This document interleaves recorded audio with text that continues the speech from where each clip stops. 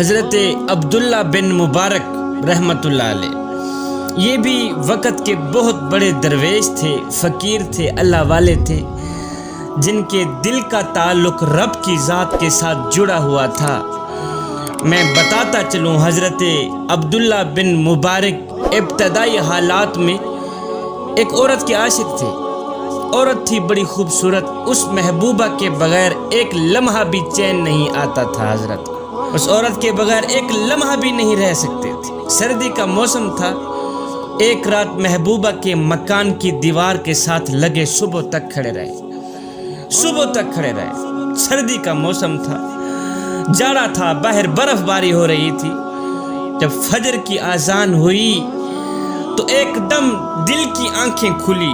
حضرت عبداللہ بن مبارک خود کو ملامت کر کے کہنے لگے، اپنے نفس سے مخاطب ہو کر کہنے لگے، اے مبارک کے بیٹے، کچھ تو شرم کر۔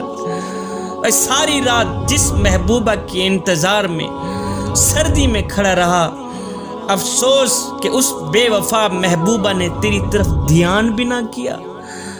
آنا تو جہاں رہ گیا، اس نے دھیان بھی نہیں کیا۔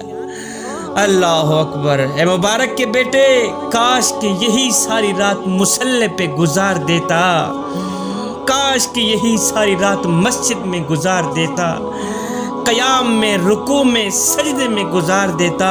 جب صبح ہوتی تو اللہ خود فرماتا، بول میرے بندے، تو کیا چاہتا ہے، میں ابھی تجھے عطا کر دوں۔ میری قیمتی رات برباد کر دی میری محبوبہ نے۔ یہ عورت تو بے وفا عورت ہے، کیوں نہ میں اس محبوب کے عشق کا پلہ نہ پکڑوں جو ایک بار پکڑتا ہے قیامت تک بھی نہیں چھوڑتا۔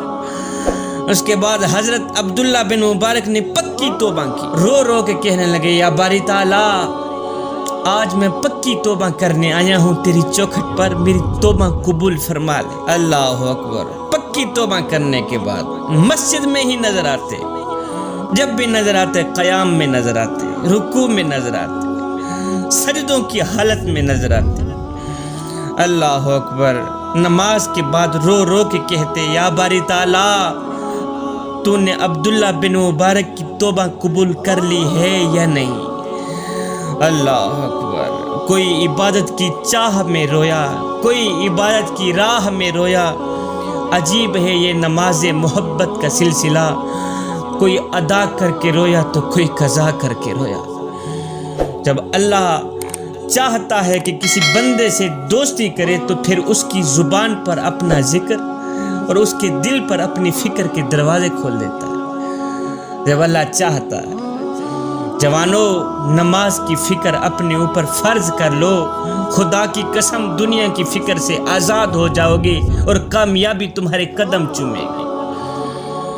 نماز کے بعد جب دعا کے لیے ہاتھ اٹھانے لگتے، حضرت عبداللہ بن مبارک رو کے کہتے، او میرے مالک، نہ میں دولت مانگتا ہوں اور نہ ہی میں شہرت مانگتا ہوں، مولا میں صرف تجھے ہی مانگتا ہوں، بس میری چاہت ہے کہ تو میرا بن جا، میں تیرا بن جاؤں۔ فرماتے ہیں رب سے جب بھی مانگو تو رب کو ہی مانگو، اور جب رب تمہارا ہو گیا پھر سب تمہارا ہو گیا۔ جب حضرت عبداللہ بن مبارک قیام کرتے تو آپ کا نفس پچھلی محبوبہ کی یاد دلاتا، تو آپ نماز کے بعد بیٹھ کے اپنے نفس کو ملامت کرتے، کہتے کہ او نادان، گزری ہوئی زندگی کو کبھی یاد نہ کر، تقدیر میں جو لکھا ہے اس کی پرواہ نہ کر، اور جو ہونا ہے وہ ہو کر ہی رہے گا۔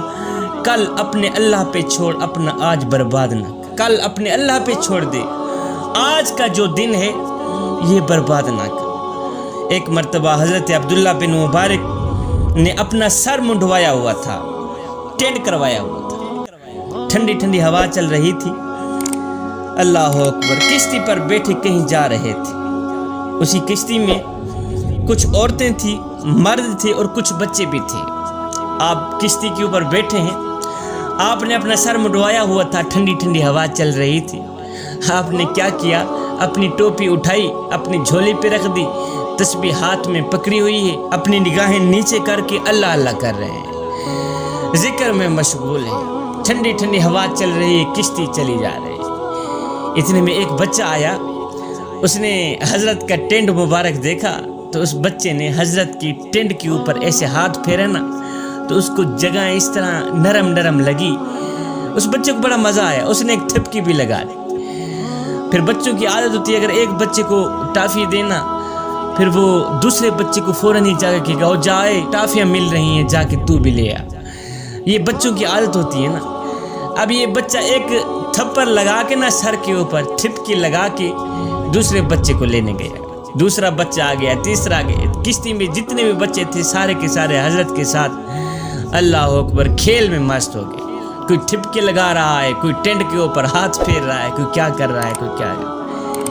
بچوں کے جو والد تھے وہ دیکھتے ہنس رہے تھے کہ دیکھو دیکھو بچے کس طرح بابا جی کو تنگ کر رہے ہیں, کس طرح بابا جی کا مذاق کر رہے ہیں. اللہ, جب بچوں نے زیادہ تنگ کیا ان کے والدین نے بھی نہ روکا تو غیب سے آواز آئی, اے عبداللہ اگر تو کہے تو کشتی والوں کو دریا میں غرق کر کے سارے کشتی صاف نہ کر دوں تاکہ تو بغیر کسی مشقت کے میری عبادت کر. جب تو اپنی زبان پہ میرا نام لیتا ہے تو میری رحمت جوش میں آ جاتی.